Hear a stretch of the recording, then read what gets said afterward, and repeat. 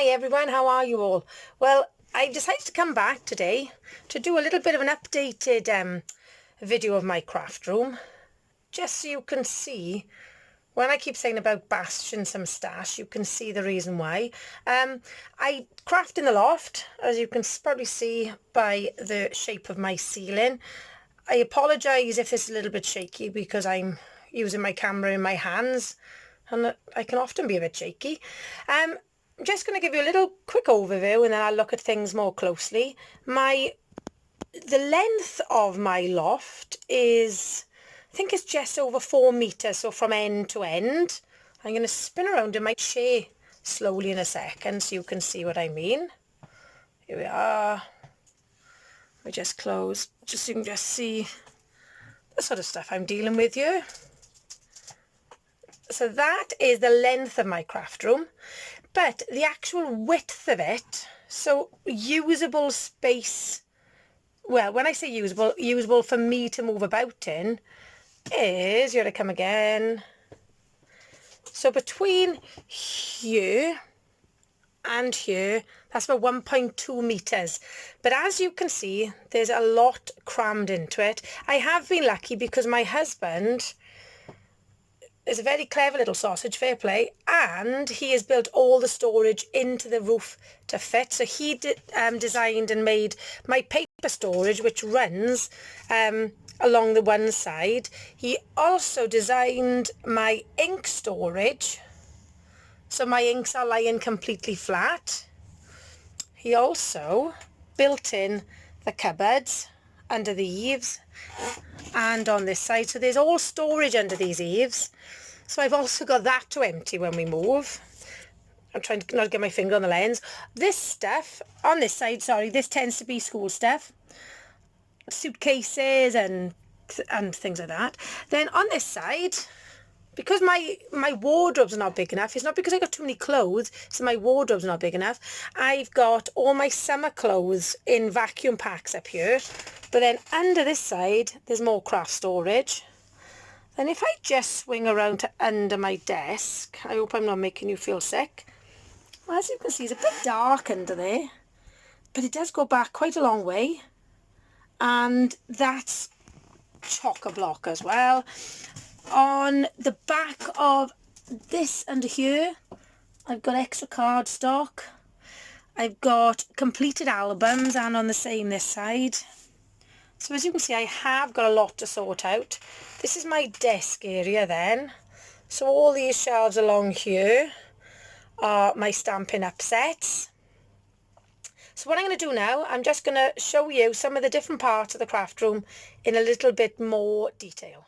Okay, so I've got 2 of these hobby craft carts. Both of them I bought in the sale. I wasn't going to pay £50 for them, to be honest, because I don't think they're worth £50. This one is full of my mixed media. There it is, I'm just moving my way up.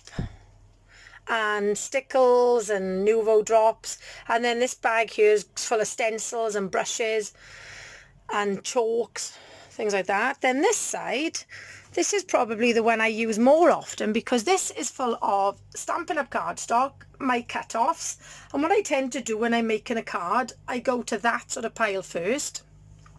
I've sorted them all into colours.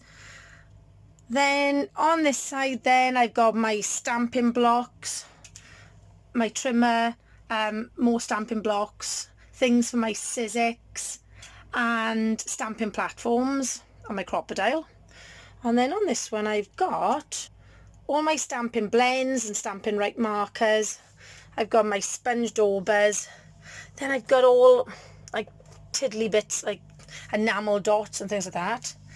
Then on the sides I've got a pot of Sharpies, extra blades, then glues. On the top then I keep what do you call that stuff, double-sided tape and glues and things like that. And then I hang from the edge my Stampin' Up stamping platform. Okay, so I've just moved the carts out of the way just to give you an idea then of what this little space holds. It holds the boiler, which keeps me lovely and toasty warm in all fairness, but it can be a bit noisy. Then on the top of this cupboard, now this is from, this drawer unit, sorry, is from IKEA. And it's full of card blanks, envelopes, bags to put my cards in. It also houses my tool totes. And then this one here is absolutely chock-a-block full of 6x6 paper. Then behind it I've got jars of ribbons and flowers. And you know, quite honestly, I can't remember the last time I used them. So I think I need to sort out there. Then my shelf is full of, the top shelf, full of special things that have been given to me. And I'm hoping that in my next craft room, I'll have a bit more space to display these sort of things. Then I've got these punches here that I've got no space to put anywhere else. I've got the Stampin' Up! Guillotine that I didn't really get on with very well, so I might see about purging that as well. I'm just going to move these bags. So when I keep saying about trying to bash my pattern paper, all these ones here are full of pattern paper, which doesn't seem so much, except when I've also got boxes like this with pattern paper. Then I started off keeping my cardstock in families, quickly ran out of room.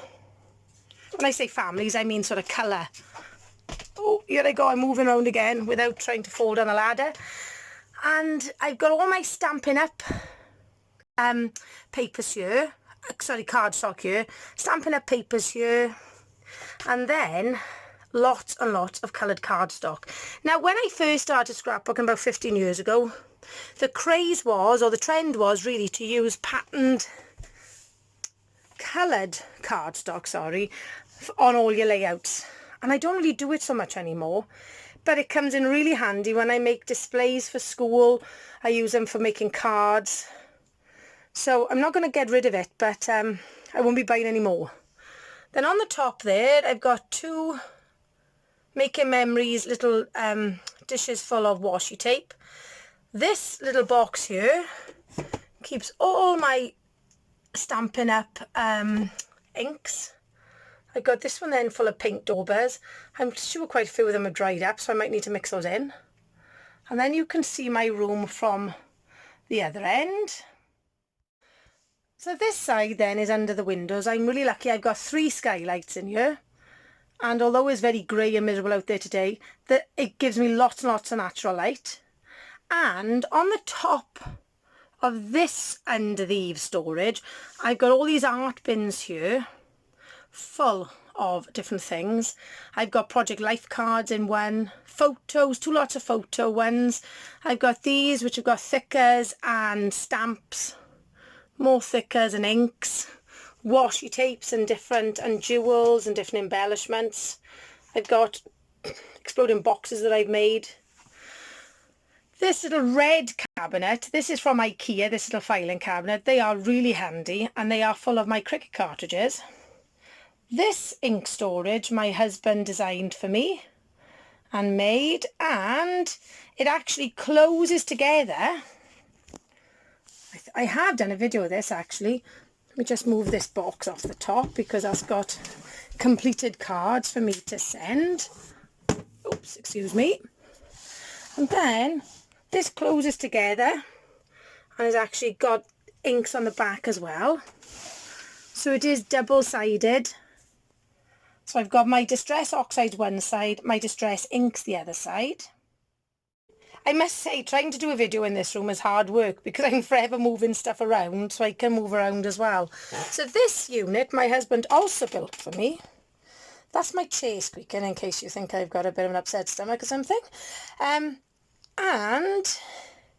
on the top I keep all my framelets and embossing folders and some Sizzix dies.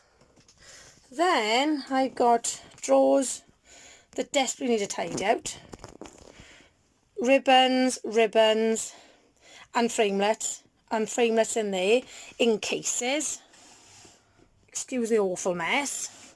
More ribbons on the bottom, thickers, all the things for my mink machine, Yeah, I couldn't tell you exactly what's in there. I think there's lots of rub-ons and different alphabets.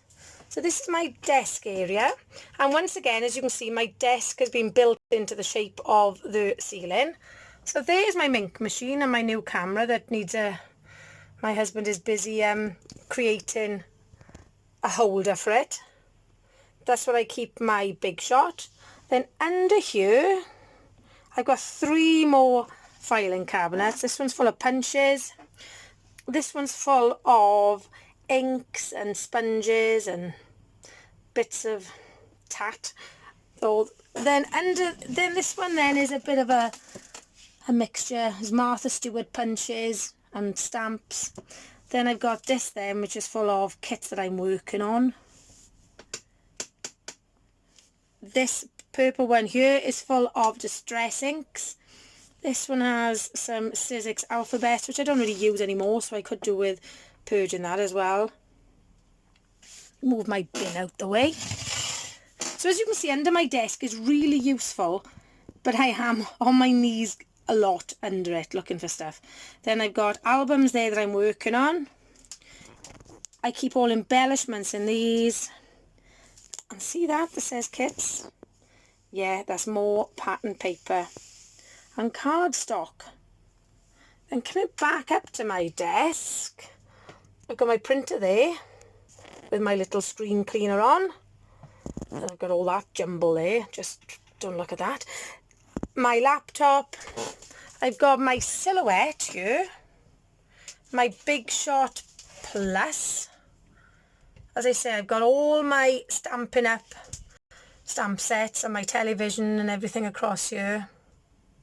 So as you can see, my husband and I have, when I say I, my husband has designed the room really well to take into account all the storage I need. And my desk is a fab size, and actually if I wanted to get under my desk, this moves underneath. But to be honest, I just tend to crawl under. There's my Cricut Expression then, and I keep on the desk. Then there's my trimmers and a variety of mats. So these are my IKEA storage things. This is full of all the cards and things I'm using for my project life this year. As I say, this one is full of things that I'm using in scrapbooking, things I might be trying to use up. And these are the kits that I've made up to make myself use some of this stash. And then underneath, as you can see, there's more cardstock and spare albums, because I bought lots because Hobbycraft had them in their sale for between £5 and £10. And this is the loft ladder. And everything that I have to move out of here has got to go down that ladder. Obviously it's all come up the ladder, but not all in one go. So you can now see why I desperately need to use up as much as I can and to stop buying stuff, because emptying this room is going to be an absolutely mammoth task. My husband and I have got a bet on that it'll take longer to empty my room than his entire garage, and his garage is about 6 times the size of this.